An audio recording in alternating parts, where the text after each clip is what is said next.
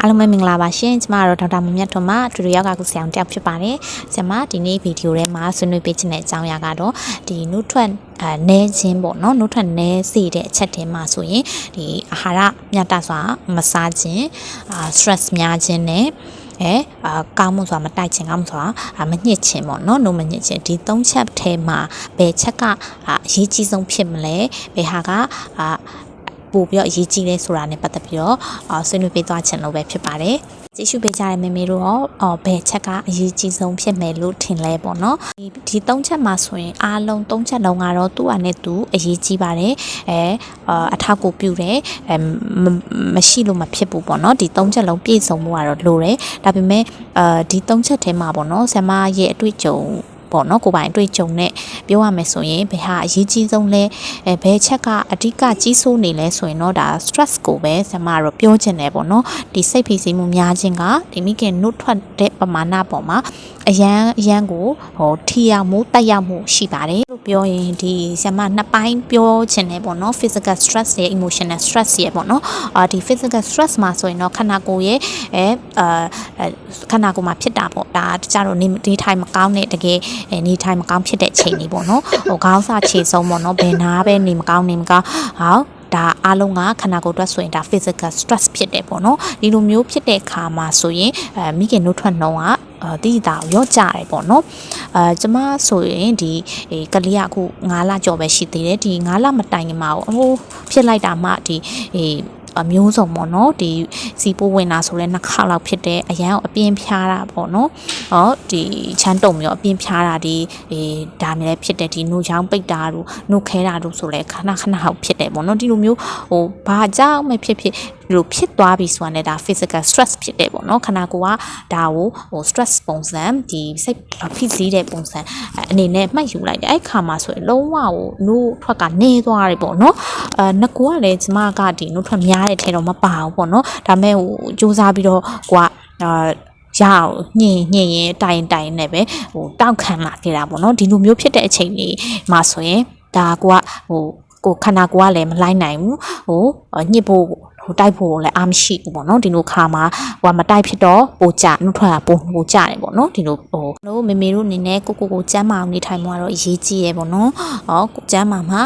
မိခင်တို့လည်းလုံလောက်ထွက်မှာဖြစ်ပါတယ်ပေါ့နော်ဒုတိယပိုင်းအနေနဲ့ဆိုရင်တော့ emotional stress ကိုပြောချင်တာပေါ့နော်ဒီ emotional stress ဆိုတာကတော့ဒါရုပ်ပိုင်းဆိုင်ရာမဟုတ်ဘူးစိတ်ပိုင်းဆိုင်ရာပေါ့နော်ကိုစိတ်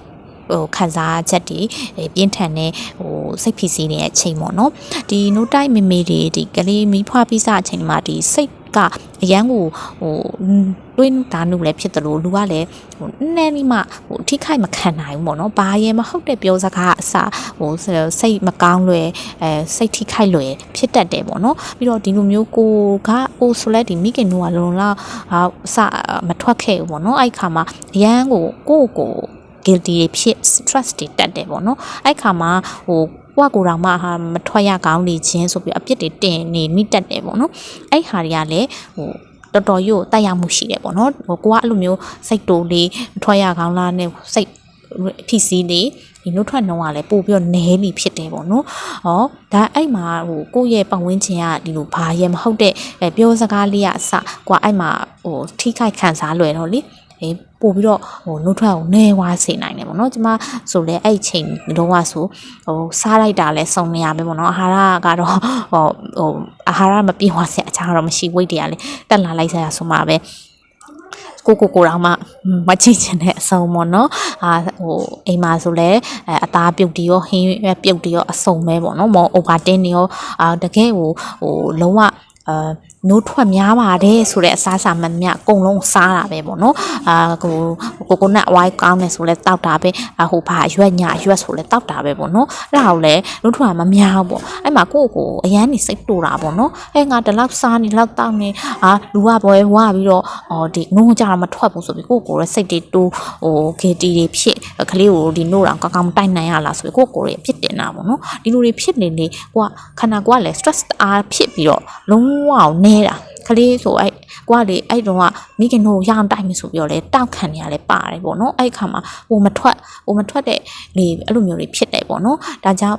ကိုဘယ်လောက်ထိအောင်ဆိုလဲဆိုကျမဒီညစ်ပြီးတော့ တိုက်တယ်ပေါ့နော်အစကတော့ဒီဒိုင်းတိုက်နေတယ်ကလေးကဟိုမဝအောင်ချင်တော့ကိုကတစ်ဖက်ကိုညှစ်ထားတယ်ပေါ့နော်ကိုဒီမှာအရင်တိုက်ပြီးတော့မဝရင်ဘူးနဲ့ဆက်တိုက်တယ်ပေါ့နော်ဒီညှစ်ထားတဲ့နို့ဆက်တိုက်ဆိုသူပိုများပိုဝလေမလားဆိုပြီးတော့အဲ့လိုမျိုးတိုက်ခဲ့တာပေါ့နော်တဖြည်းဖြည်းနဲ့ဟိုညှစ်တော့လဲနည်းနည်းလေးထွက်30တောင်မပြည့်ချင်အနှစ်ဖက်ပေါင်းရင်အဲ့လိုမျိုးဆိုဒီအရန်ဖြစ်လာတော့လေသူကတော်တော်ကြီးကို stress များတယ်အဲ့နိုဘူးကိုဝါပြီးဆိုရင်ကို့မှာမျက်ရည်ကကျအောင်ပေါ့နော်ဟို formula ကြီးတိုက်ရပြီပေါ့နော်ခလေးကမှ2လကျော်လောက်ပဲရှိအောင်မယ်အဲ့ဒါကိုတိုက်ရတယ်ဆိုကို့မှာမျိုးစုံတွေဖြစ်ပြီးတော့ကိုတွေအပြင်းထန်ပြီး stress တွေတက်ခဲ့တာပေါ့နော်အဲ့ကြောင့်ဒီ stress များလေကိုဟိုကပို့ပြီးတော့ဒီနှုတ်ထွက်နဲတယ်ပေါ့နော်အဲ့မှာဆရာမဘယ်လိုမျိုးဟိုဒီအခက်ခဲကိုကြော်လွားခဲ့ရလဲ What?